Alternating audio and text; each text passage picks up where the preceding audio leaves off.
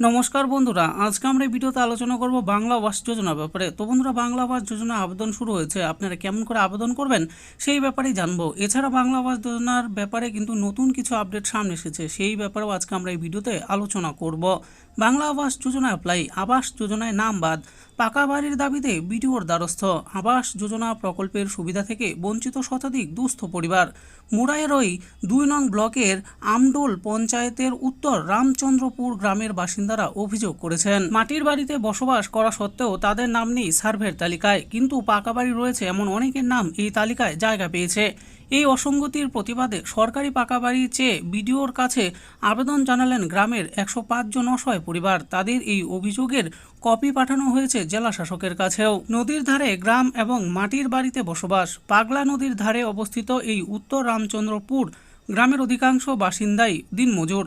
এই গ্রামে বেশিরভাগ বাড়ি মাটির তৈরি। বর্ষার সময় ত্রিপল দিয়ে কোনোভাবে মাথা গোজার জায়গা তৈরি করে টিকে আছেন তারা। প্রতি বছর বর্ষার শুরুতে প্রশাসনের পক্ষ থেকে দুস্থ পরিবারগুলিকে ত্রিপল সরবরাহ করা হয়, যা তাদের জন্য একমাত্র ভরসা।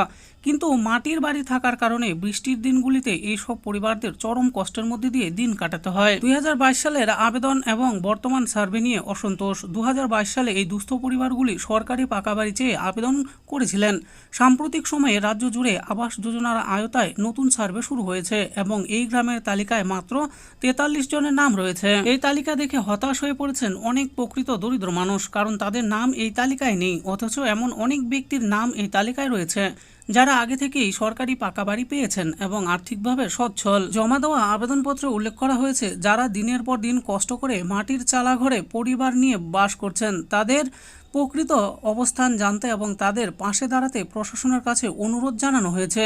আবেদনে নাম থাকা জনার্দন মাল, রুমু মাল, মহাদেব মাল, দয়াময় রবি দাস প্রমুখ বলেন যে আমরা দিনমজুর, আমাদের পাকা বাড়ি বানানোর সামর্থ্য নেই। কেন্দ্র থেকে সাহায্য না এলেও মুখ্যমন্ত্রী মমতা বন্দ্যোপাধ্যায় আমাদের জন্য অর্থ বরাদ্দ করেছেন, কিন্তু এই প্রকল্পের সুবিধা থেকে আমরা বাদ পড়েছি। আমরা চাই প্রশাসন আমাদের অবস্থা নিজ চোখে এসে দেখে যাক। গ্রামের বাসিন্দা দশরথ রবিদাস আরও বললেন, আমাদের মধ্যে ১০৫ জন আবেদনকারী অত্যন্ত দরিদ্র। এই বর্ষায় আমাদের প্রায় ৭০ জনকে ত্রিপল দিয়েছে প্রশাসন। আমরা আশা করেছিলাম এবার হয়তো পাকা বাড়ির ব্যবস্থা হবে, কিন্তু তালিকায় দেখছি এমন অনেকের নাম রয়েছে যাদের পাকা বাড়ি রয়েছে। প্রশাসন যদি দুস্থদের খুঁজে বের করে প্রকৃত তালিকা তৈরি করত, তবে এই অভিযোগের সৃষ্টি হতো না। এ ব্যাপারে পঞ্চায়েত প্রধান নাজিমুদ্দিন শেখ বলেন, তালিকাটি হাতে পাওয়ার পর বিষয়টি বিডিওকে জানিয়েছি। অনেক প্রকৃত দরিদ্রের নাম এই তালিকায় নেই।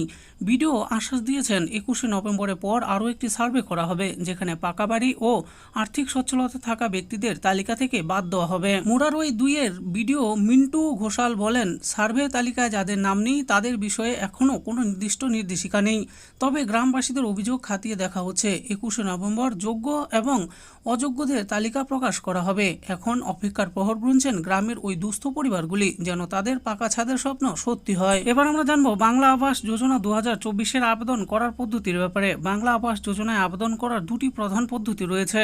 ব্লক অফিসে সরাসরি আবেদনপত্র জমা বা মুখ্যমন্ত্রীর হেল্প ডেস্কে ফোনের মাধ্যমে আবেদন। প্রথমে জানবো অফলাইনে আবেদন করার ব্যাপারে। যারা বাংলা আবাস যোজনা প্রকল্পে আবেদন করতে চান তারা ব্লক উন্নয়ন অফিসে আবেদনপত্র জমা দিতে পারবেন। নির্দিষ্ট কোনো ফর্ম না থাকলেও সাদা কাগজে নিজের পরিচয়, ঠিকানা এবং বাড়ির প্রয়োজনীয়তার বিবরণ দিয়ে আবেদন জমা দেওয়া যেতে পারে। জমা দেওয়ার জন্য প্রয়োজনীয় নথিপত্র কী কী লাগবে? বর্তমান বাড়ির ছবি লাগবে, আধার কার্ড লাগবে, রেশন কার্ড লাগবে, ব্যাংক পাসবুকের জেরক্স কপি লাগবে আর জমির রেকর্ডের জেরক্স দিতে হবে। মুখ্যমন্ত্রীর হেল্প ডেস্কে সরাসরি আবেদন কিভাবে করবেন? রাজ্যের জনগণ মুখ্যমন্ত্রীর হেল্প ডেস্কে ফোন করেও বাংলা আবাস যোজনার জন্য আবেদন করতে পারবেন। সপ্তাহের সোমবার থেকে শনিবার সকাল ৯টা থেকে সন্ধ্যে ৬টা পর্যন্ত। হেল্প ডেস্ক নম্বর হলো ৯১৩৭০৯১৩৭০ 9137091370। এই নম্বরে ফোন করলে আবেদন প্রক্রিয়ার জন্য সহায়তা পাবেন। তো বন্ধুরা, দেখে নিলেন আজকে আমরা ভিডিওতে আলোচনা করলাম বাংলা আবাস যোজনার ব্যাপারে। তো বন্ধুরা, বাংলা আবাস যোজনার যে নতুন আপডেটটি সামনে এসেছে সেই ব্যাপারে আলোচনা করেছি। আর যারা যারা এই বাংলা আবাস যোজনার জন্য আবেদন করতে চান, কিভাবে আবেদন করবেন সেই ব্যাপারেও আমি বলে দিয়েছি। আশা করি ভিডিওটি আপনাদের ভালো লেগেছে। আর এই ভিডিওটি যদি আপনাদের ভালো লেগে থাকে তাহলে অবশ্যই একটি লাইক করবেন। আরও এরকম নিত্য নতুন স্কিম ও আপডেট সম্পর্কে জানার জন্য আমাদের এই চ্যানেল বাংলার স্কিম চ্যানেলটিকে অবশ্যই সাবস্ক্রাইব করবেন। আর এই ভিডিওটি দেখার জন্য আপনাদের সকলকেই অসংখ্য ধন্যবাদ।